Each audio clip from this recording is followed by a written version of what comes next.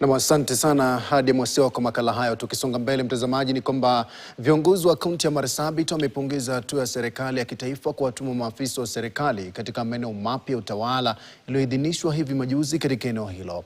Wakiongozwa na gavana wa Marsabit Mahmoud Ali, walihitaja hatua hiyo kurahisisha utoaji wa huduma kwa wananchi waliokuwa wakitembea kilomita kadhaa kutafuta huduma za serikali.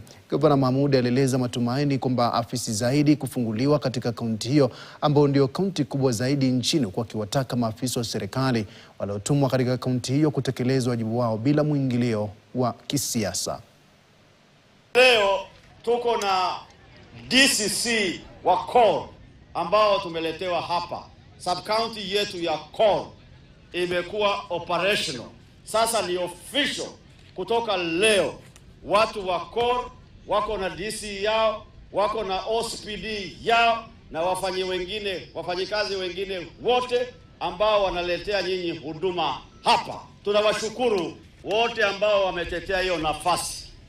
Mimi najua mjumbe wetu Lekuton kutafuta ya DC huyo kutumwa kufanya hii sub-county operational, ametembea kila kona.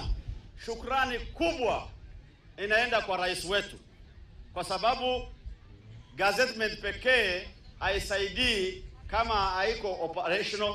Kwa hivyo yeye ndio ameamurisha ya kwamba sub-counties hizi zote katika kaunti yetu ziwe operational. Ndio tuko na DC ya Kor leo, tuko na DC ya Sagante Jaldeza, tuko na DC ya Ural. Ndio maana tunasema huyu rais lazima tumshikilie. Ni habari njema kwa